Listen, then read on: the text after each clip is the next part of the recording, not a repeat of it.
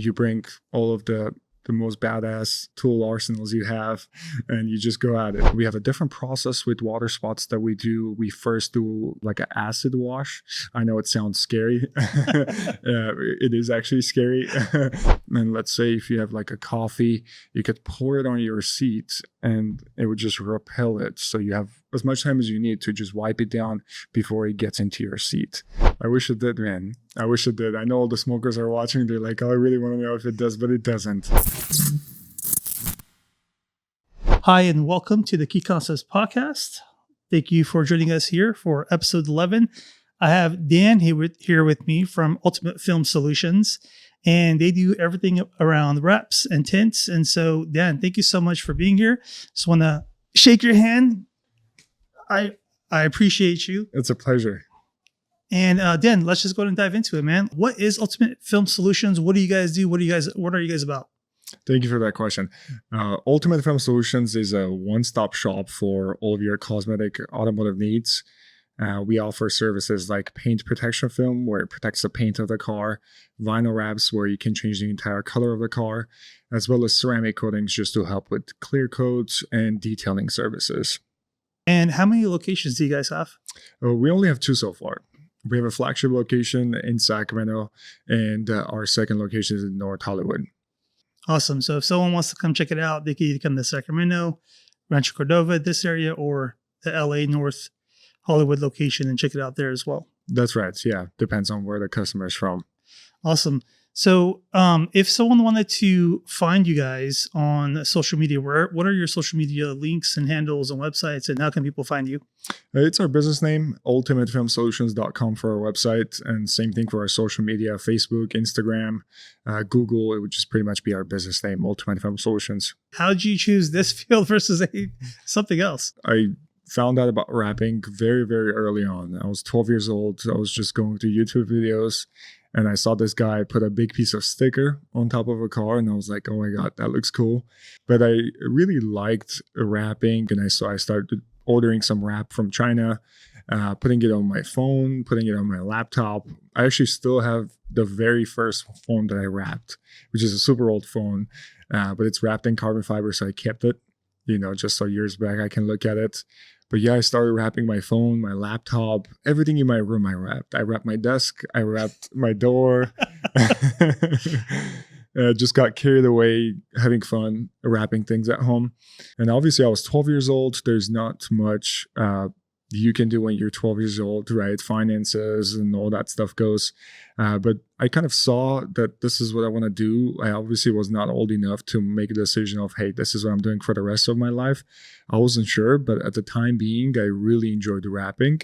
And that's kind of my first thing that I really got good at is wrapping. So then after that, after wrapping everything I have, then I had nothing left to wrap. I opened up an Instagram page, and I started offering wraps for phones. So I would meet up with people in the city, and I would pick up their phone, take it home, wrap it, bring it back. And I would make pretty good money back then, for being 12 years old. And so I started from phones, and we got more interest as far as cars go, because essentially a lot of people put carbon fiber wrap on their cars. So I started wrapping my mom's car's interior. She would not let me touch the exterior, but I would start wrapping the interior, some trim pieces, like areas you could potentially wrap. I wrapped it. I loved it. She hated it. She was like, what did you do?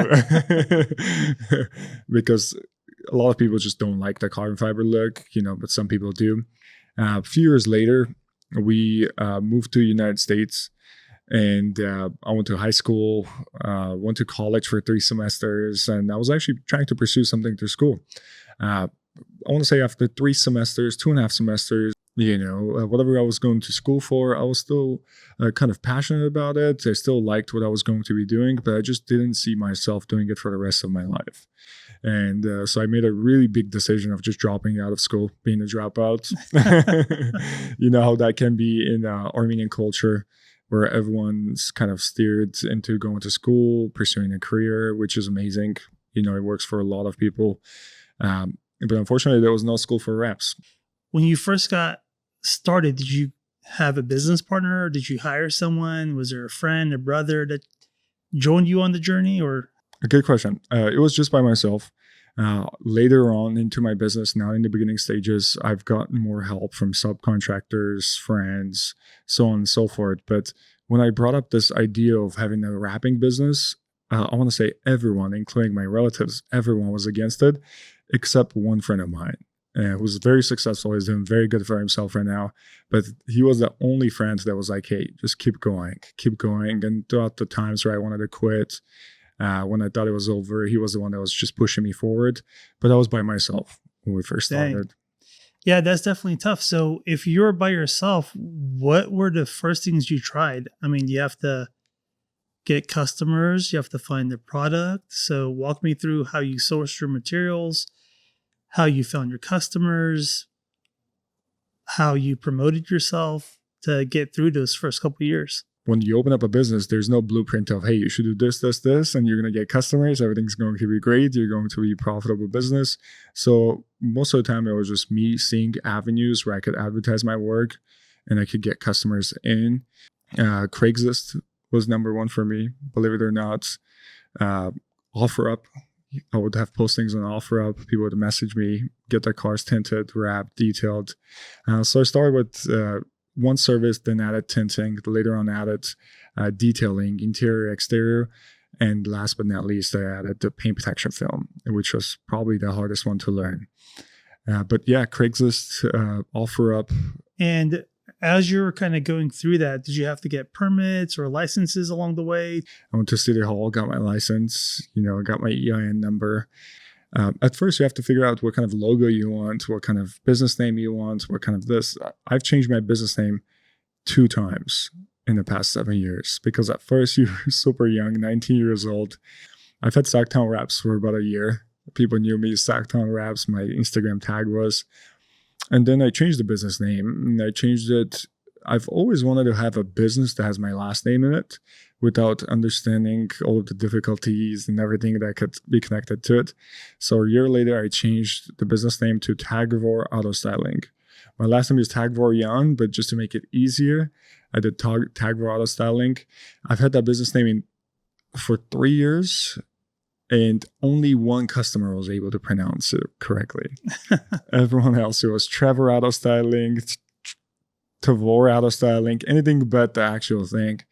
And so I realized that having my very hard last name on there is not going to be easier for people to remember, to refer us to their friends, and so on and so forth, for branding as well, right?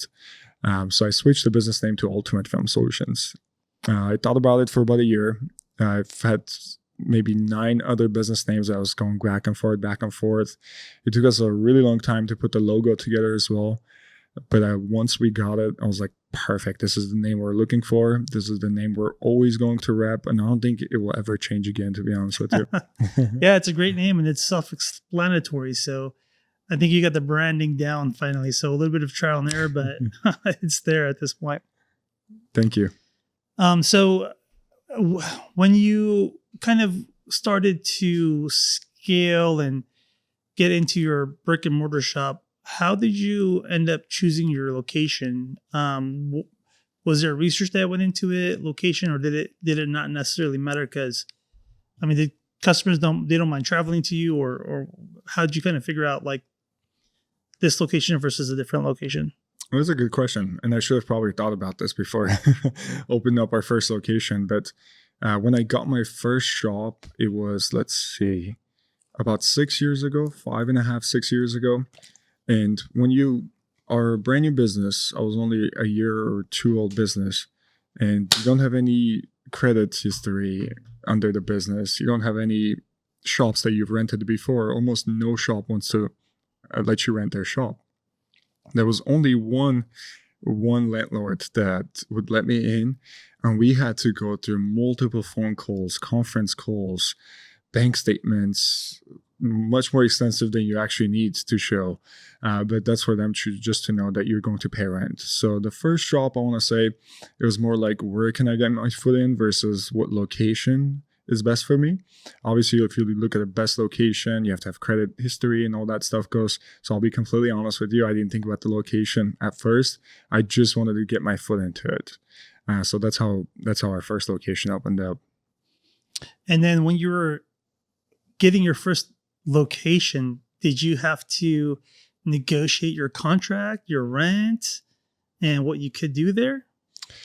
I did not know that that's a thing. I knew you could negotiate other things. I know you could negotiate for a car or whatever you get at flea market, but I did not know that negotiating contracts is a thing. But automatically, how the things happened, I remember like it was yesterday. I automatically negotiated without even trying. So what happened is I was working with a really good realtor who's a good friend of mine now. He's helped me pick every one of my shops. He found a shop for me, and they still don't know that I'm a brand new business, so on and so forth. So it's the negotiating stages.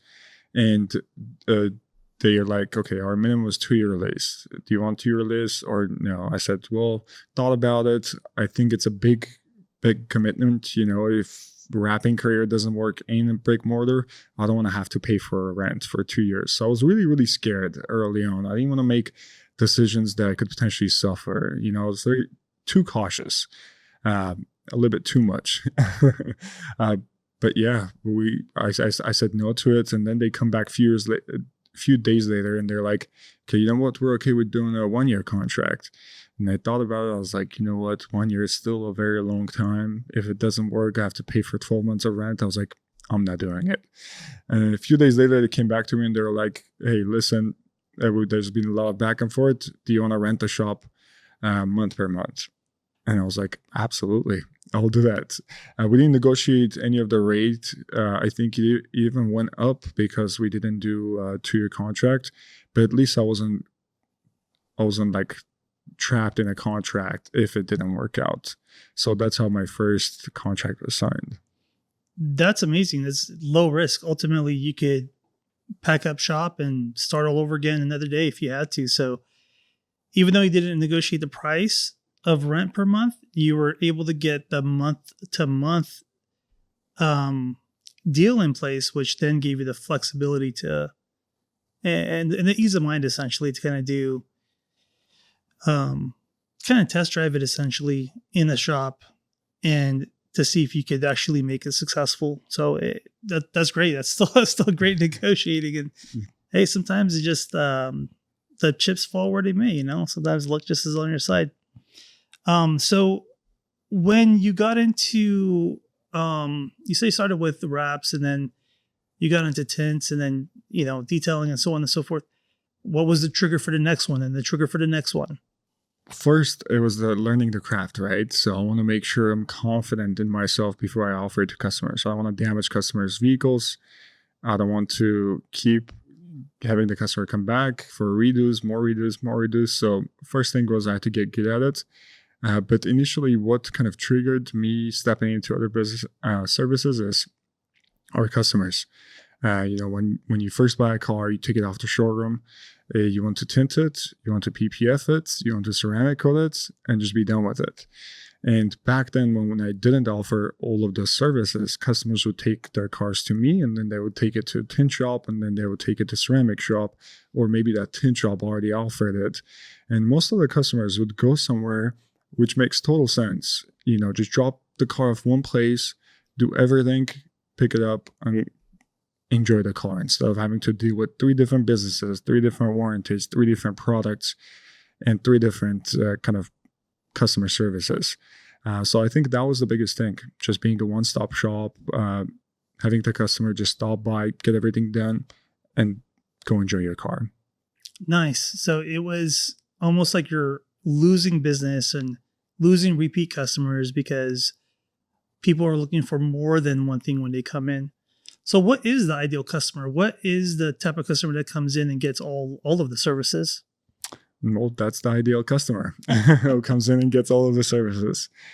We have a package at our shop. It's called the Ultimate Package.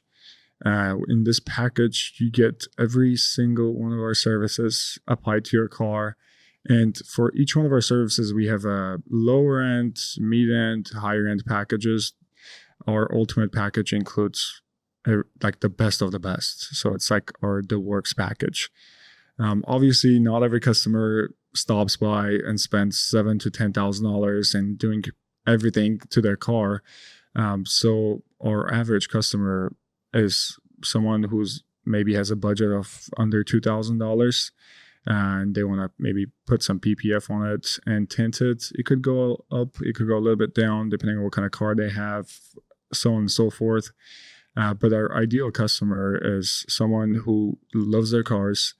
Because if you're buying a car, most of the people who buy cars, they don't apply paint protection film on it. They don't tint it, right? But for customers who understand why it's good to have paint protection film, or they like their car so much that they want to protect it, they don't want to see any chips. Most of my customers would have a heart attack if they saw a chip in their paint before bringing their cars to me. So I would say that's our ideal customer. Let's kind of dive into those products. For people that don't know what paint protection film is, like what is that exactly? And then what are the different types? Good question. Paint protection film is, PPF is more known back in the day as clear bra. I'm sure you can recall seeing kind of like a bra on top of the hoods, just like the tip of the hoods. And obviously now we see a lot of cars that have it on there. They are super faded, super cracked. I'm sure you can recall seeing a few cars like that. Paint protection film, it's a strong, clear film that goes on top of your car's paint and protects from rock chips, scratches, UV damage, harsh chemicals, dings, scuffs, and pretty much anything that the road has to offer. Normally, customers do it on the front of their cars because that's where majority of the high impact areas are. That's where you're going to have rock chips, scratches, and things like that. Some customers do go with the full car package, just to get the peace of mind that wherever they drive, however they drive, everything will be protected. It does last for 10 years, so it's a very good investment into the car, and it's invisible. You have to go really, really close to see it, but it's optically invisible. What are the different types of clear film? Because on your website, you have like the Ultra, the Matte, the Defense, and like explain that a little bit to me. The way it starts off is as a PPFC. That's kind of our entry-level film. We have it at the shop. We don't really do it that often. It only has 5-year warranty, and it's about 2 to 3 mil thickness less than our go-to film, which is the next one up, SunTech Ultra. This is our go-to film. This is what we 90% of the time put on cars. It has 8 mil thickness compared to our 5 years, 5 to 6 mil thickness. It lasts for 10 years instead of 5 years. And it actually has some built-in technology into the film. I'm going to get really, really technical here, but our PPF has self-healing top coat, which could be really, really confusing of what self-healing top coat is. It means on top of the PPF surface, if there's scratches, if there's micro swirls, you could simply just apply a little bit of heat or park it under the sun and they'll disappear. So it has that self-healing top coat where it can heal itself out, whatever's on the top of the PPF, whatever hasn't gone to the PPF. And also, just like with any other higher-end paint protection films, our product has ceramic coating infused into it. And what ceramic coating does to the PPF is it makes the maintenance so much easier. The front of the car gets bugs, splatter, all of that stuff, and it's really hard to clean it up after a while. Ceramic coating is going to help you with that maintenance. And then is there a thicker one with like the Ultra Defense or Clear Matte or the Ultra Black? Yes, there is. Yeah, so I forgot to mention about the SunTech Reaction, which is a 12-year warranty film. It's one above our go-to film that we offer at our shop. It's a popular film. It costs a little bit more expensive, and most of it comes down to the ceramic coating in Reaction is much stronger, so repelling water, the hydrophobic properties is much stronger than the Ultra. That would be pretty much the only difference. Now, for track cars, for off-road vehicles, we also have Ultra Defense, which is a 12 mil film compared to our go-to 8 mil film, 1.5 times thicker. And it mostly goes on track cars, sport cars that you track that are very close to the ground, or off-road vehicles that go through off-road and you drive through, if you've ever off-roaded, you drive through a lot of tree branches. You come home, your brand new truck doesn't look brand new anymore. And they could be really, really strong at times. So our customers who off-road go with our 12 mil film, which is the Ultra Defense, instead of the 8 mil. Aside from those films, we also have few other films. The next popular one is our SunTech Ultra Matte. What this does is, let's say if you have a black paint on your car, it's a glossy black paint you just got from dealership. You really love the paint, but you like to make it kind of a stealthy finish, kind of like a matte finish. So our clear matte PPF lets you keep the same color of the car, but it changes the finish into matte. It's super nice. I think it looks the best on gray and black cars in general. I don't think it looks as nice. It looks good, but not as nice on white cars, on red cars, and blue cars. But gray and black would be the best ones to do it with.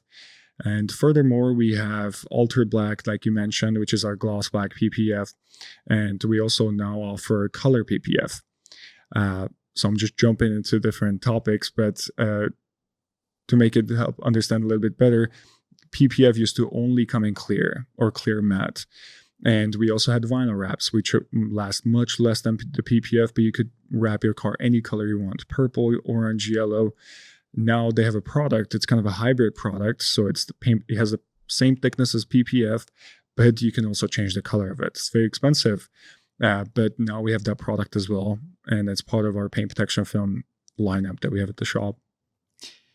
So if someone wanted to get a different paint job because maybe they want to change the color of their car, could the PPF colored version be a alternative to getting a full paint job on the car? Would it give it, could you go from like orange to blue? We sure can. I mean, we've done some crazy conversions, like from orange to black, from red to white. And those are really, really hard because you have to wrap every visible area of the car so you can't see it.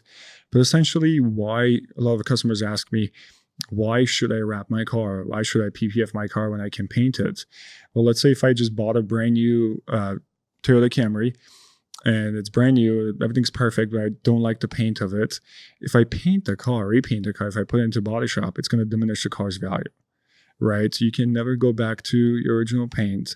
And everyone knows that body shops paint job is not nearly as good as a factory's paint job, right? So you have your brand new car is already have diminished value, so on and so forth. It's not going to have as perfect of a paint job. Where you can wrap it or color PPF it, and it's going to protect your paint. It's not going to damage it. And the best part about it is, let's say if you're trading in the car, or even if you keep the car, you're tired of the color, we can always reverse it back to original condition. Nice. So you could essentially have a two-tone car. Obviously, everything's going to cost money, but with the colored PPF, you could change the color. And if you ever wanted to go back, you could remove the PPF and go back to its original color without really damaging the underlying paint, is what it sounds like. Exactly. Yeah. And that's what you get with higher quality films and installations. It's not going to damage your paint. It's going to look brand new. I mean, you can have your car PPF for 7 years.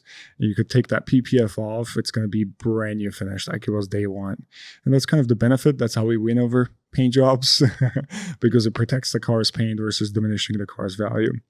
The price point is probably same, or even probably a little bit more affordable. Honestly, if you're painting the whole car, it's going to be thousands of dollars in the first place. So why not get the wrap?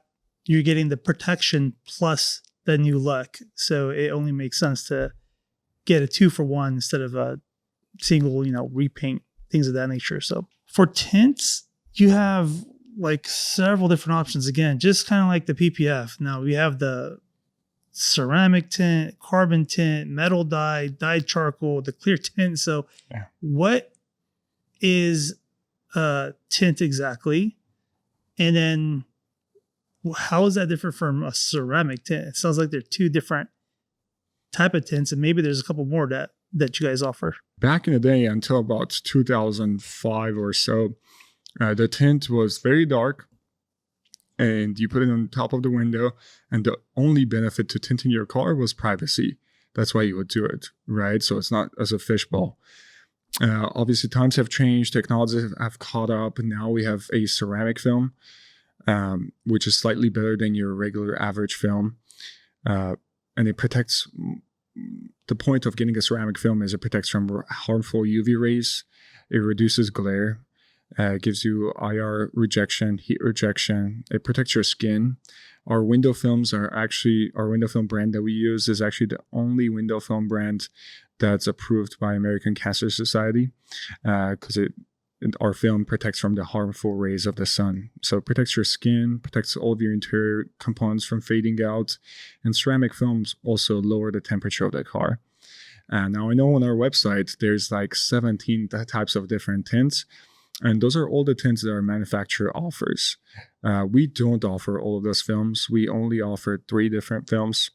Most of the times, shops entry-level film is going to have a 3-year warranty, maybe 2-year warranty, maybe 5-year warranty. Like the cheapest tint you could get, which is called a dyed film. Essentially, the film, it's dyed. That's how the film is made, and it only lasts 3 years. I'm sure you've seen a lot of cars that have purple tints on them, bubbled up tints. That's normally a dyed tint. That film, we don't offer it at our shop. We don't want to charge something for a customer that's only going to last 3 years. So our entry-level film would be our Suntech Carbon, which is one of the better carbon films in the market. And why it's better to go from dyed to carbon is because carbon still gives you a lifetime warranty. It still has 99% UV rating, which dyed film has much lower. So that's our kind of entry-level film. This is what customers or dealerships get when they're just trying to have privacy, nothing else. We don't do this film very often because how hot it gets in Sacramento and North Hollywood, but we have this film just for customers who are on a tight budget, who only are looking for privacy. Our next one up would be our Suntech CIR ceramic, 84% IR rating. It has really good heat rejection, glare reduction, UV rejection built into it as well. And this film is, I want to say this and our top of the line film is what we mostly sell at the shop. And next one up from Suntech CIR is our Suntech Evolve. This is the best window tint Suntech offers. And this product reduces a lot of glare, much more than our CIR. It protects from a lot more heat. The IR rating is 94% compared to 84%. And it does a really good job of creating a sacrificial layer between the windows so that your interior can stay cooler. Nice. So when you're talking about these ceramic tints and carbon tints, these are for the windows primarily. When you tint it, are you able to tint the front windshield as well? Or is it just like the side windows and maybe the rear is what I would typically see? Now it is very popular. I want to say about 7 out of 10 customers who tint their cars, they tint their front windshield. And something that was also not very popular is tinting the sunroofs. So back in the day, customers would just stop by to get their 2 front windows tinted and call it a day. Now customers stop by, get all of the side windows, so the doors, the back window, as well as the front windshield, as well as the sunroof coverage. So yeah, now it's definitely more popular. I didn't even think of the sunroof. If you have the tint, will it prevent like creating a rock chip in the window? I mean, it's kind of weird because if you, let's say, watch a video of someone tinting a car, and what they would first do is they would first lay the window tint on the outside of the glass, because all of the glass has a little bit of a curve to it, right? It's not just a flat glass. So we'll lay it on the outside of the glass, we'll mold it to the glass, we'll shrink it so it fits exactly how the glass fits. But then we would install it on the inside. So when the tint goes from the outside molding and the installation is on the inside. So unfortunately, it doesn't protect from rock chips. I know a lot of customers think it does, but it doesn't. We do have a film that protects from rock chips, and it's a very popular film. It would be a windshield protection film, which would be more similar to our paint protection film, but this product is specifically made for windshields. And because there's a lot of construction on the roads nowadays, customers get that on their car. But there's one cool fact about tint is, let's say if your window shatters, right, and you don't have tint, everything's going to fall inside of your car. But let's say if it shatters and you do have the tint's going to help it keep intact. So it's not going to shatter. You're not going to have a bunch of glass falling into the car from accidents and things like that. It's going to hold itself together. So that's why a lot of times windshield tint is beneficial, because if you knock on the wood, get into an accident, the glass won't shatter and just cut yourself. Oh, nice. So there's actually a huge safety feature there. And Obviously the glass is going to get into your vents. It's going to damage your, it could potentially cause scratches on your seats, your leather. Man, I'm wondering, will insurance companies give you a discount if you have these type of tints and wraps? Because it's going to be less damage ultimately. Well, most likely in some cases. So they should at least give you a little bit of a break, shouldn't they? I think they totally should, man. I think they totally should. I don't know why they don't, especially with Tint and PPF, right? Because it saves them so much. We've had a couple of customers stop by in the past month with little bumper scuffs. And let's say if it didn't have PPF on it, insurance had to pay for a paint job, a rental, diminish the car's value, and all that bad stuff goes. But all our customers did is they just stopped by. We took off the phone, we put a new one, and they went on their way. So insurance should lower our customers' insurance rates, but instead they just don't raise it. Yeah. Yeah. Well, that's probably for some big conglomerate. Probably they'll figure out how to get a deal out of it somehow. So you guys also offer wraps, and there was the paint protection film and the colored paint protection film. But the wraps also, I think, will change colors and things of that nature. So what essentially is the difference from a wrap, a color? What are the types of wraps? Are they clear wraps? Are they colored wraps? And then how is that different from PPF? Price. No, it's not just the price. It's also price. Price is a huge factor. But as far as what the difference is in both products, PPF, like I mentioned, it has... Well, color PPF has 5 to 10 year warranty, depending on what color you go with. Some colors last longer, some colors last less. As to where wraps only have about 2 to 3 year warranty.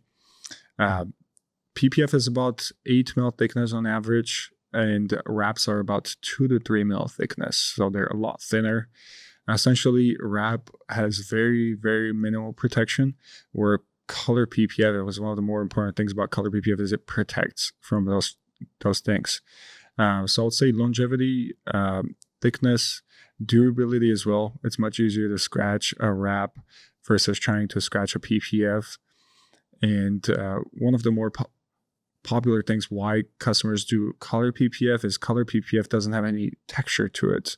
Orange peel, when you get something repainted and it has a lot of orange peel, then they got to polish it, right, to bring it back to life, sand it down. With the wraps, especially the gloss colors, you have a lot more orange peel versus with the PPF.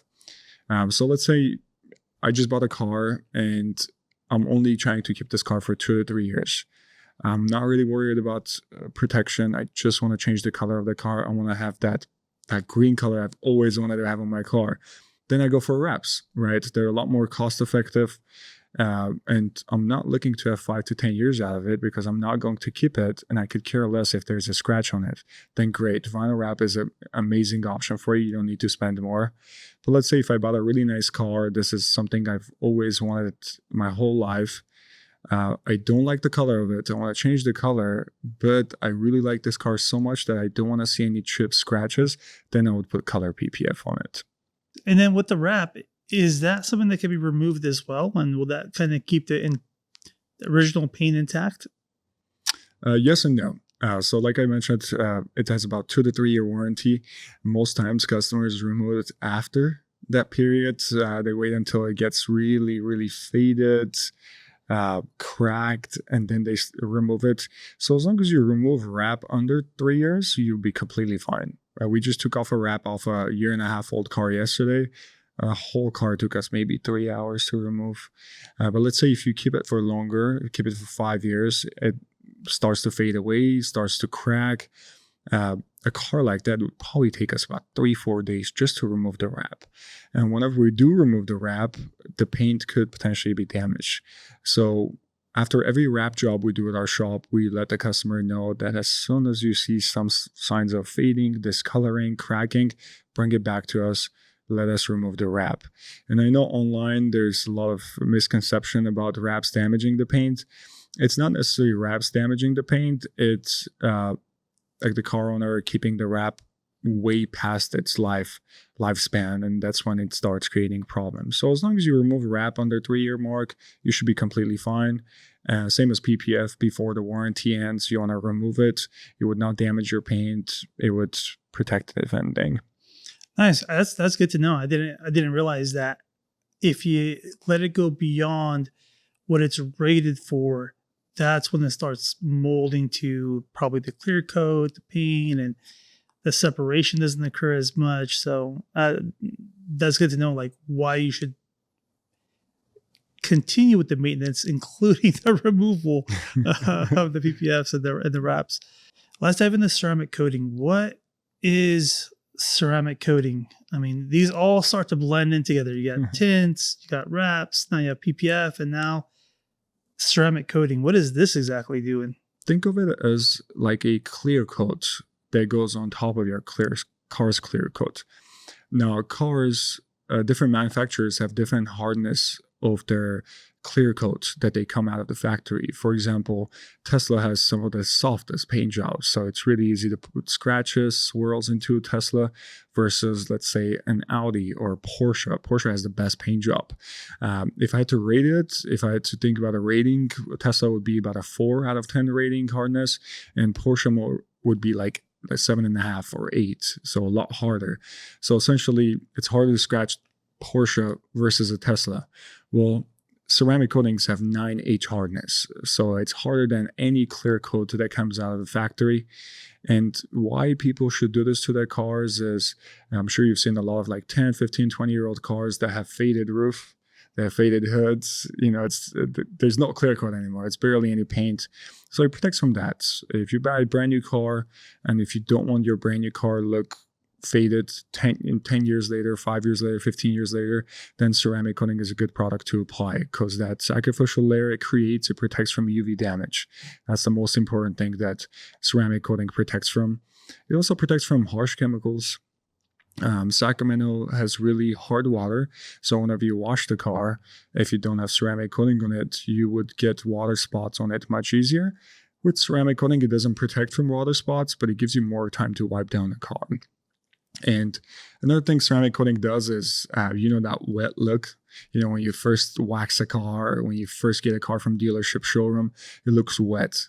But then as you own the car, after a few months, it starts to dull, look faded, and things like that, just not have the same shine. So that's what ceramic coating also does, is it gives your car very, very nice shine. You keep wanting to stay on a car. And it also makes the maintenance easier. For someone that really likes their cars, they always enjoy looking at a brand new car. Ceramic coating makes the maintenance so much easier. So let's say if you wash it yourself, it takes you an hour to wash your car. Now it's going to cut down your wash time. If you take it to a car wash, you would have to take it less often. It has a hydrophobic property, which nothing likes to stick on there, like tree sap, bird droppings, dirt, dust. So it really helps you maintain the car. When should someone get a ceramic coating? Is that something they should get when they get the car? Can they wait and get it 5 years down the line? Like, when's the ideal time to get that service? That's a good question. Best time to get it is when the car is brand new. Why it's best time to do it is because, let's say, for example, you have certain amount of thickness of clear coat on the car. After a certain amount of time, the clear coat starts to wear off, and right around the 10-year mark, 15-year mark, there's no clear coat anymore, right? So it's better to do it when there's a lot of clear coat on the car. So ceramic coating will kind of act like the clear coat of the car, and the clear coat underneath would be perfect. And whenever you apply ceramic coating on top of the clear coat, it just bonds together and acts like one. So it's better to do it when it's brand new. It's more cost effective to do it brand new as well, because whenever you get a car from dealership, we only have to do about 40% of prep work, right? Compared to, let's say, if you drive the car for 2 years and then bring it to us, it has a bunch of swirls, it's very dirty, there's a lot of neglected dirt on the car, we're going to charge you more, because it's essentially going to take more time to get into those crevices, get the paint to look perfect, and so on and so forth. So it's best to do it as soon as you pick it up from dealership. So it sounds like you almost have to do a full exterior detail before you could do the ceramic coating, because you want to get rid of the debris, whatever's in the paint now, the tree saps and anything else. So you have the best paint job before you add the ceramic coating, because once you add it, it's going to be like that, right? If you have dust and specks, that's all going to get stuck in there. So exactly. Yeah. And as far as now, you could pay for ceramic coating as little as like $200-300 for someone to do it for you on your driveway, or you could pay as much as like $2,000-2,500. And most of the difference comes from you could buy a ceramic coating bottle and you could just not even wash your car, and you could just apply ceramic coating. Or you could take it to a dedicated professional detail shop to do this for you. And whenever we do ceramic coatings, the most important part of doing the ceramic coating is the prep process. And that actually takes longer than the actual ceramic coating install. In those prep process, even though cars are coming, most of the cars are coming from dealership, but it's at least been washed a few times because it's been sitting at the dealerships. And when you wash it, when you do an express wash, you put a lot of swirls and a lot of scratches. Some cars that, let's say if they're not as nice cars to be in a showroom, they spend its entire time outside, which you could get outside elements, small particles that are embedded into the paint, and so on and so forth. So first, we take the car, before we apply the ceramic coating, we take the car through 7 steps of paint preparation process. In those steps, we detail the car, we detail the exterior of the car, we clay bar decontamination, we do chemical decontamination, and then we bring it into our paint correction booth, which would be more known as like polishing or buffing. That's when we will kind of polish the paint, get rid of swirls, get rid of scratches, so the car looks like a mirror, right? It has this vibrant finish, and then we want to apply the ceramic coating. Gotcha. So there's a few different services that have to go into it to get the best and most use out of the ceramic coating. And you mentioned the detailing and paint correction. So let's actually talk about detailing first, and then we'll get into paint correction. On the exterior, walk me through the process of detailing the outside. Yeah, I want to say the detailing service, it doesn't matter what service we do at our shop, it has to be going through our detailing department before we can actually apply the product. And not so much with tint, even though there's a little bit of like washing the car, make sure everything's clean. But with our paint protection film, vinyl wraps, and ceramic coatings, it goes through our detailing service before it gets to the actual installation process. And as far as detailing goes, it really depends on what the car needs, right? So as soon as the car comes, we do complimentary paint inspection. So we wash the car and we figure out what the paint needs. Now, some paints, all they need is just one-step paint correction, which is one pass of us buffing the paint all over the car. While some other cars would need extensive clay bar and chemical decontamination to get all the tree sap, all the low emitted particles out. Or some cars have water spots, right? I mentioned Sacramento has really hard water, and some cars might come in with already water spots. So water spots is something that's more time consuming, but once it's done, the car looks awesome. But that's also something that a lot of our customers come in with water spots. We have a different process with water spots that we do. We first do kind of like an acid wash. I know it sounds scary. It is actually scary. So you have to be really, really careful not to let it damage the paint, not let it dwell too much. You have to be really, really fast. So first we acid wash it, and then we follow it up with our paint correction steps just to get the paint to 100%. So it really depends on what the customer is looking for. And if we're not doing any installations, sometimes all we do is just wash, clay, and wax, and that's all they're looking for. Nice. So if a customer wanted to just get detailing done, they could come by and get the exterior buffed, waxed, and cleaned up for all of those particles, tree saps, and stuff like that. So just basic detailing. If someone wanted to do that without any of the other services, I think it sounds like they can basically just come by and get the car detailed.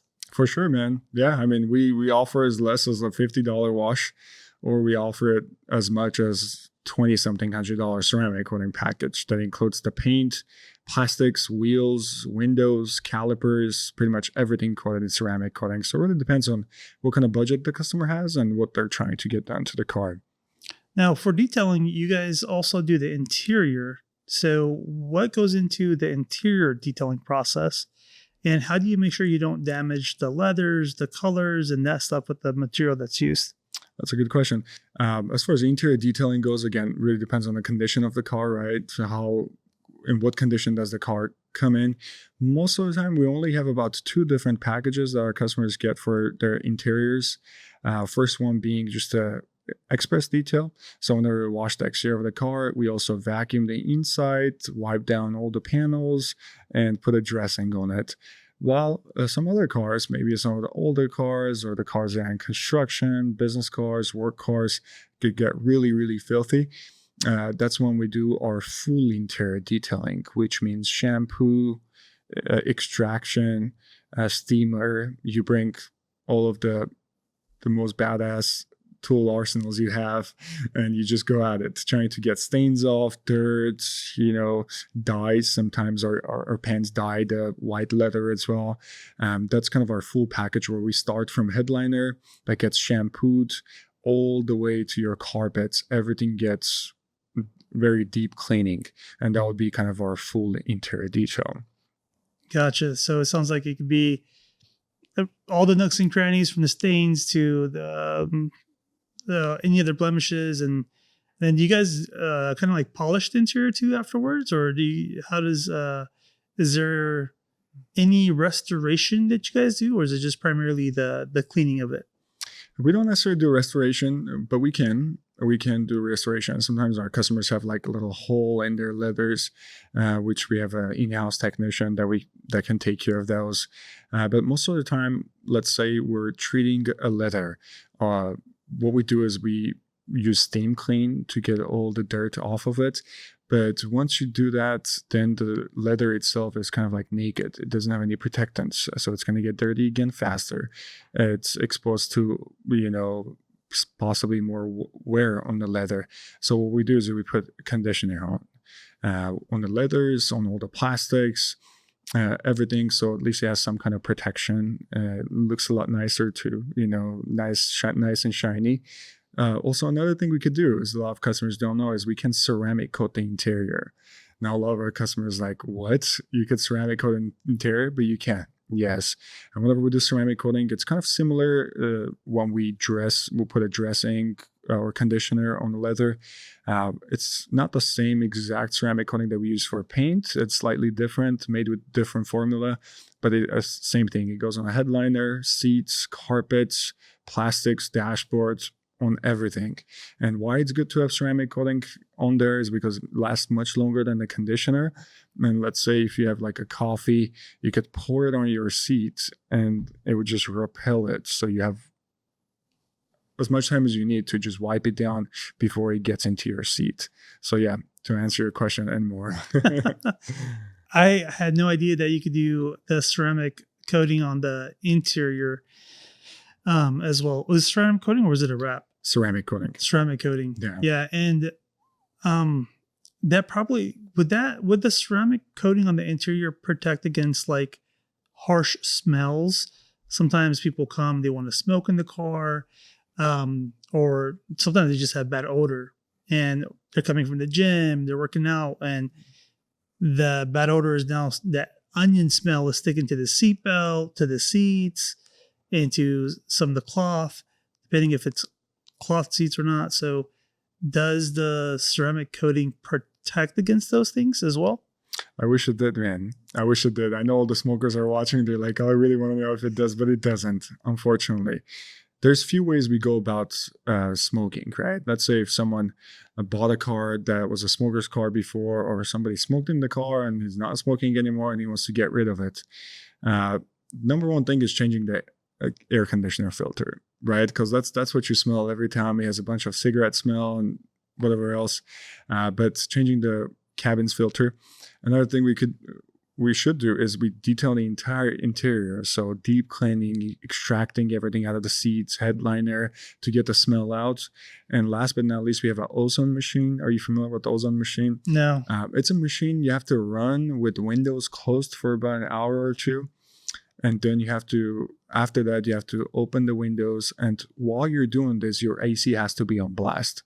And then after an hour or two of the ozone machine running, you have to keep the windows down and keep the car like that for the next 24 hours before anyone can sit inside of the car, because the smell it's not very good for your health.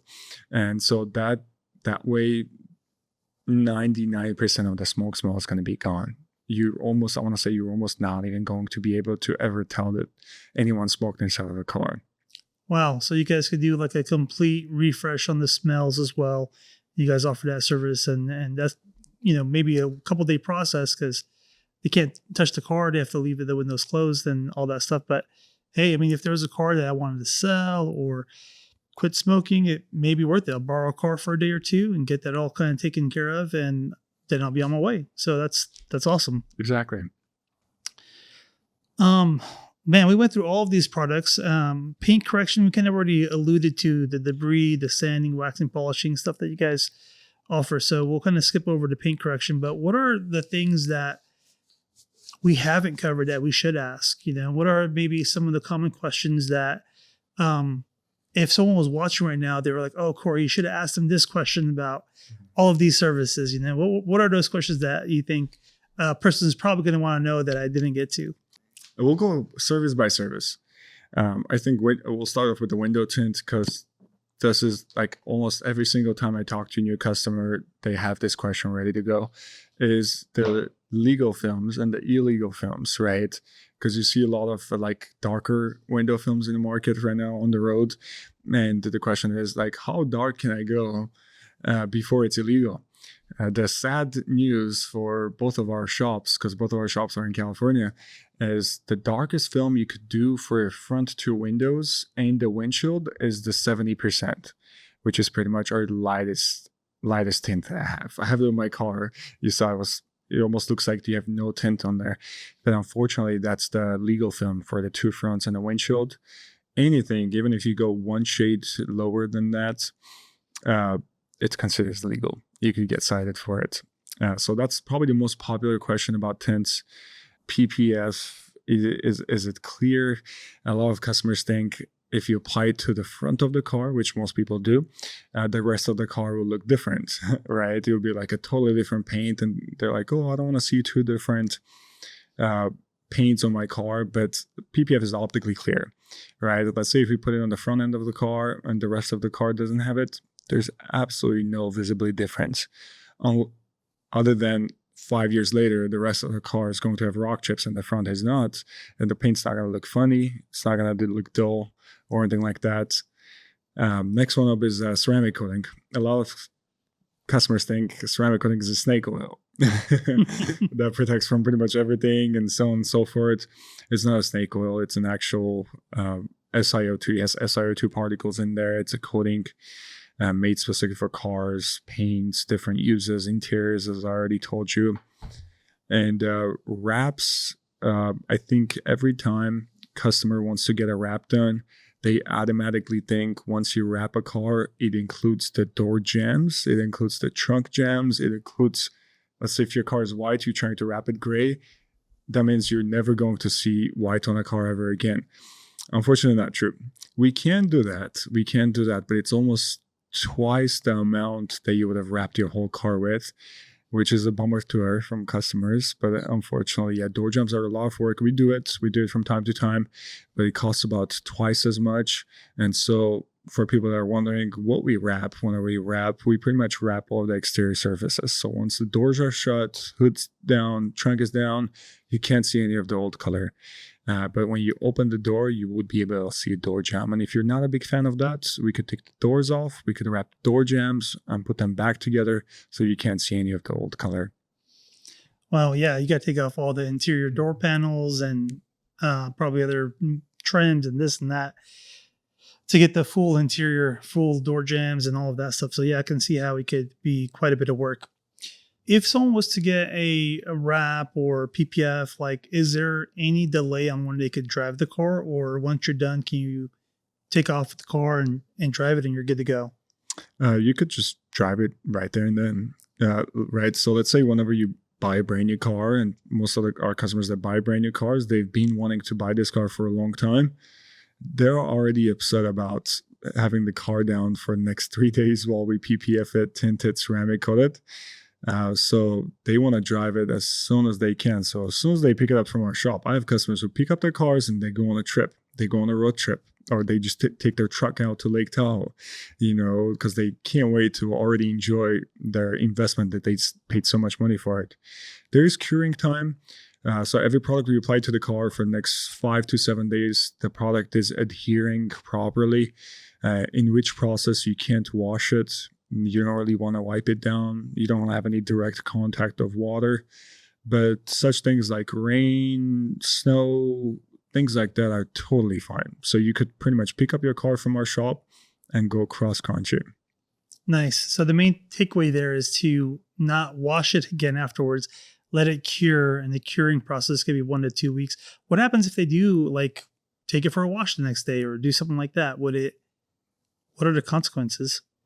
I want to say that 24 hours later, the film is about 60 to 70% adhered to the car. So majority of the adhering part is already done.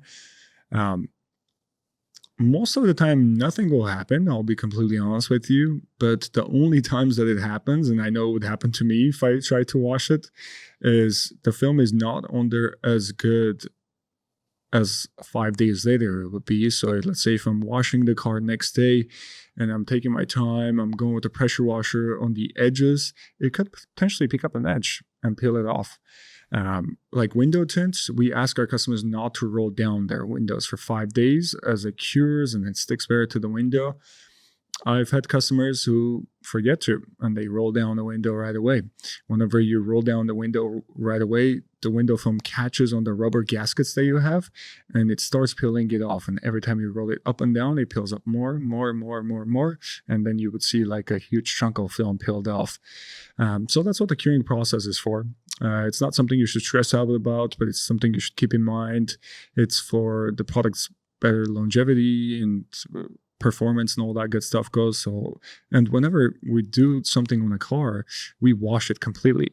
And so there's technically no reason you should wash the car. Yeah, that's a good point. So let the wraps, the PPF, let them cure fully. The window tints, let them cure, just so you don't waste your investment. I mean, it's a lot of work. So, stepping away from the products a little bit and going back to the business aspect of Ultimate Film Solutions, how do you ensure you keep your customers satisfied? As of now, we have a pretty good customer service and customer experience set. So by the point of customer filling out a lead form or giving us a call, is followed up with detailed proposals, videos, a lot of good information about what will happen to their car. We don't pressure customers.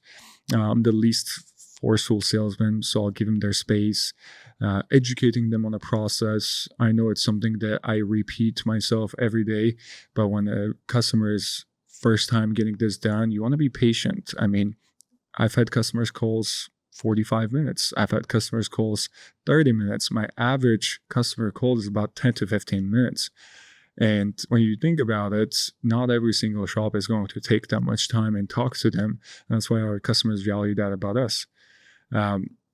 Checking up, making sure everything's going well with their investment. It's their investment and it's part of our representation of work. So having them come back after 2 weeks, having follow-up checkups, follow-up emails, follow-up text messages, ask them how their experience was, so on and so forth. So I don't think we perfected it. I think we still got a lot of work, but we've came a long way to where my first customer got into my shop and let's say one of our customers that left our shop today. Do you guys charge for the follow-up inspection? And if you do see a problem, what do you guys do? We don't charge for it. It's something that's in our terms and conditions that the customer has to come back. Most customers do, some customers don't, but we don't charge for it. Let's say a customer comes in 2 weeks later and we see something that's wrong with the PPF. If it has anything to do with our installation, let's say if we didn't do our job properly, that's why there's a lifting, it's under the warranty. It falls under your labor's warranty. Let's say if we see something, which is very rare, almost never happens, something wrong with the film, it's a defective film, or it doesn't look great, it's dull, it has fish eyes in it, then that means it's a warranty through Suntech, where Suntech will pay us to remove the film, or will give us a new film, will pay us to put it back. Yeah, getting the post-inspection done, that's great. You can ensure the quality of the work is there and that when those cars go out, they represent Ultimate Film Solutions. It's going to be the best quality that's out there that's representing your business. Customer service aside, how do you market yourself? You have all these services, and like, how do you get your name out there? Every way possible, literally. If there is one way of advertising, we're doing it. I'm sure you know a lot of marketing guys, and the truth is, most marketing companies are not going to work. And we have had to jump from this company to that company, to this company to that company. Now we have two really good companies that take care of our Google and our Google, YouTube, as well as Meta, Facebook, Instagram separately. That's our paid side of ads. And we also do organic ads, right? SEO, ranking higher in Google. There's a new thing, it's called Google Map Packs, where let's say if you're on Maps or if you're on Google search for things, it'll only pull up 1, 2, 3 options. Then you can click scroll more and then you'll see the rest. So we're trying to be in this 1, 2, 3, which is an organic way, right? We upload pictures on our Google business page. We do SEO. We upload it on our Yelp page. We upload it on our Facebook page. Our Instagram is probably the most popular web page we have. We have about 17,000 followers, actual real followers. We didn't buy followers. Hopefully we'll never need to buy followers, but we started posting reels, and that's where we got most of our exposure from. Our most watched Instagram video, I think it has about, God no, I forgot how many. It either has 32 or 42 million views. Wow. And just from that video, we got about 8,000 followers, and he just kept coming. When we uploaded about 2 years ago, he just kept coming and kept coming. I was like, oh my God, I did not know we could do as good. And believe it or not, it was one of the first videos. Like, whoever is recording is kind of shaking too. She did a great job, but whenever she was recording, she was like shaking too. And I'm rapping, you could see someone in the background that comes and checks that out and goes. But he got an insane amount of views because what we're doing, we grabbed the attention of our viewers, right? I was putting carbon fiber on a taillight, carbon fiber wrap on a taillight, and everyone would go under it and they would comment and be like, what the hell is that? What are you guys doing? Why would you do this? But they think they're hating on a post. In reality, they're driving them more views. So every time someone comments, then Instagram shows it to 100 other people, and then one of them comment, and so that's what drove it up. So that's one of our, it doesn't cost us anything. You know, I use my tripod and I do all the videos because nobody else likes to be recorded at the shop. And I'm happy to do it. But yes, that's where we get kind of we don't pay anything for it, but we get a lot of exposure on that as well. And I guess a huge part of my business is word of mouth, right? Normally when shops do something for a customer, they never want to see the shop or the customer or the car ever again. But I want to say about 50% of our business is referrals. It's customers that come to us. They like our job. They like how kind of a job we did, and they refer it to friends, family. And I've had customers who've referred so many people to us that when it's time to get their car done, we take care of them big time. You know, we have customers that are so in love with our business, how me and our technicians feel about working on their car, how much attention we took, and so on and so forth. So that would be another huge way of us getting customers, word of mouth. That's awesome. So you got some paid marketing, you have some free marketing, you manage the social media accounts. But you said you have a team. So when you go to hire people, what is the core thing you're looking for? This is the toughest part of our business. With every single business, employees, hiring the right staff is the toughest part. Over the years, I've tried different things, and this is where it's at right now. So we have postings online, Indeed, ZipRecruiter, pretty much anywhere you can post it for a job. And first I screen them through a few questions. And most of those individuals, they don't even answer those questions, so they're already not considered. But those people that they are, I pick about 1 to 2, maybe 3 people per week. And when they come in, we go through a list of questionnaires. And it's you can ask the best questions, and you might get the best answers most of the time. but then you don't really know until they start working for you. So in those questions, we go through kind of what experience you have. We hire people with no experience. Why no experience is because every installer has bad habits, including myself. And it's almost impossible to let that go, especially if someone's been doing it for 20 years, 30 years, 10 years, 5 years. It's really hard to let those bad habits go. So I want to just train them the right way, give them all the good habits.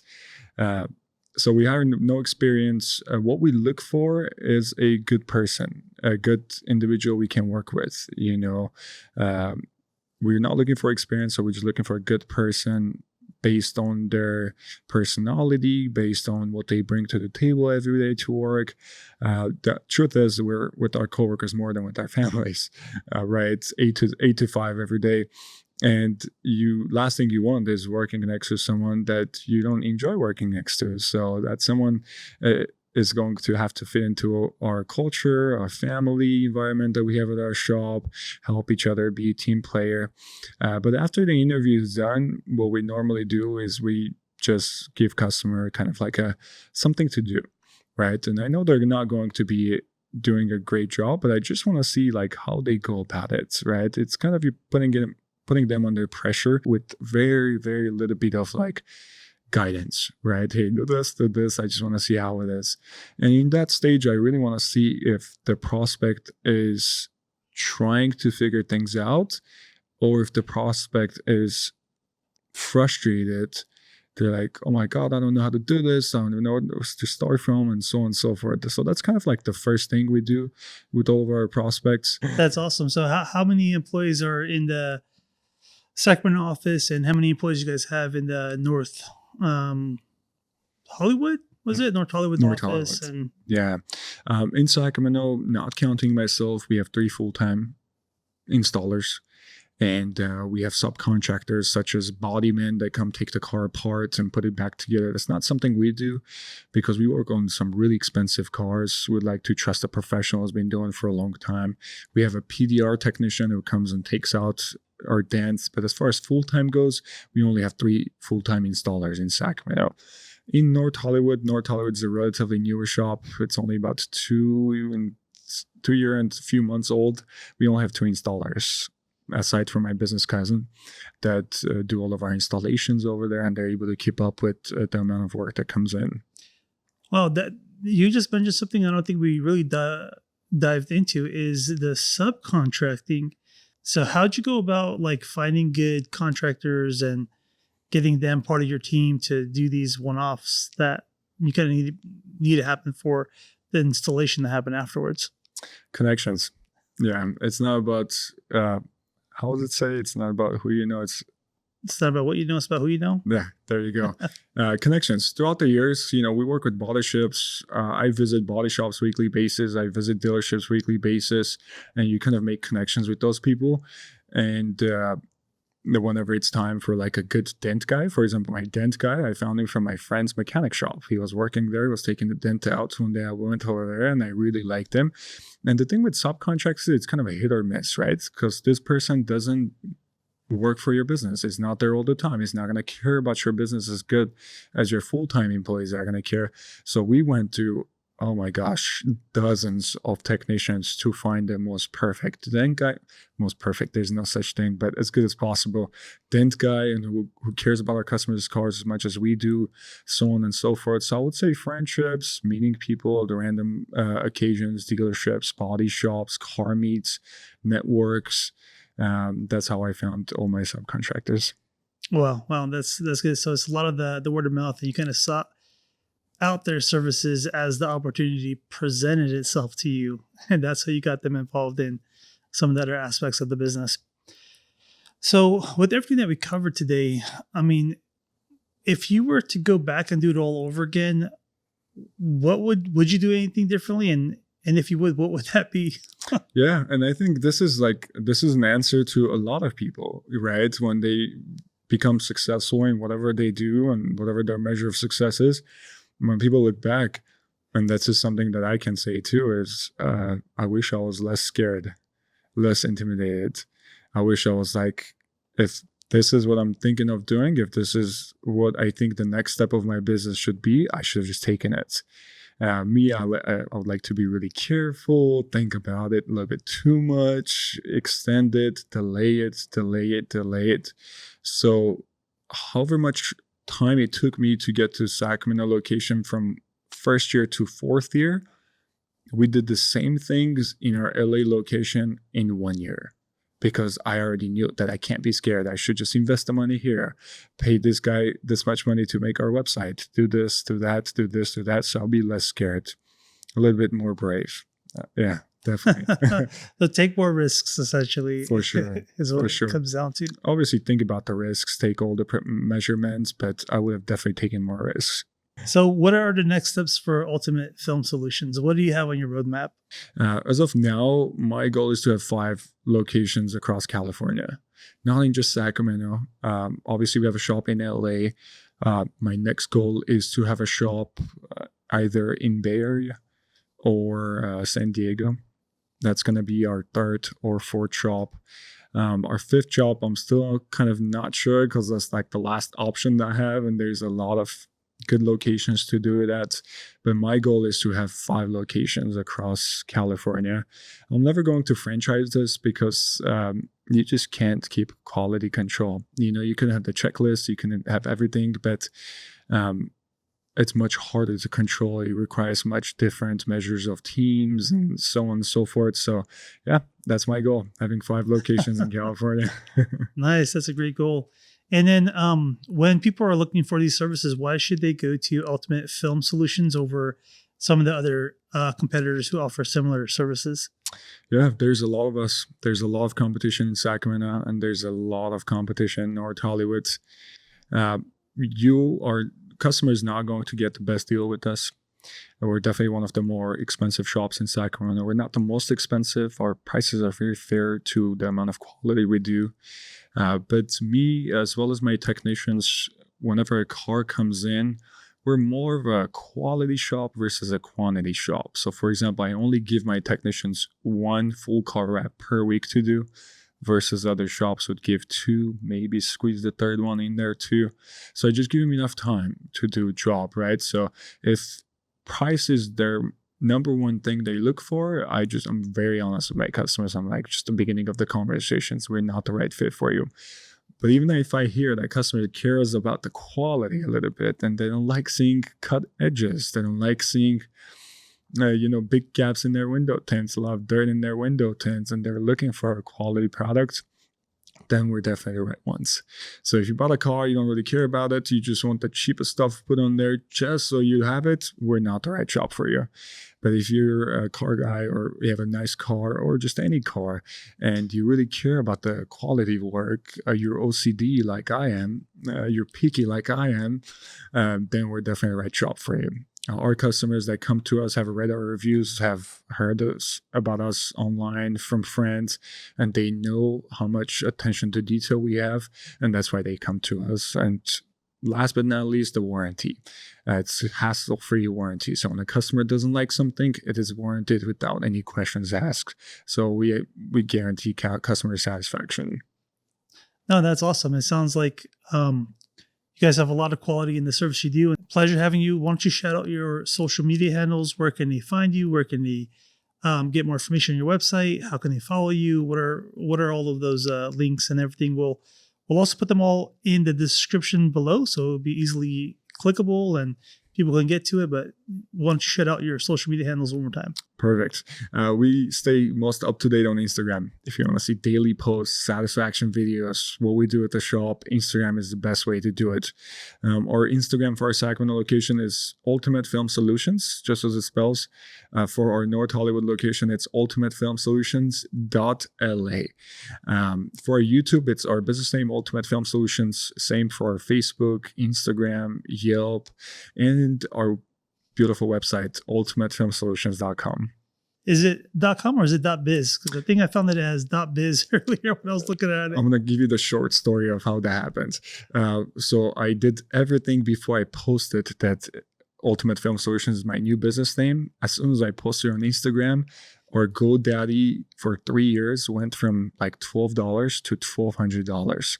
So someone purchased that domain and put it on sale for $1,200 because they realized we didn't buy it. So for the longest time, it was ultimatefilmsolutions.biz. Finally, about 6 months ago, they dropped the price down to like $100. And I was like, you know what? I don't care. I'm just going to buy the .com. So we bought the .com, but we can't get rid of the .biz because that's what we've been doing, the SEO for the longest time, ranking, blogs and everything. We don't want to mess up with the performance of it. So it's, if you search both .com, .biz, .net, .anything, it's going to direct us to our website. So there you go. Lesson learned. Get the website before you start advertising so someone doesn't squat on the URL. Yeah. All right. Well, again, pleasure having you here, Dan. And thank you to the audience. Thank you, everybody who's watching. I hope you got some valuable information. Go check out Dan's social media handles in the description below. And we'll catch you on the next one. Take care. Bye-bye. Bye-bye.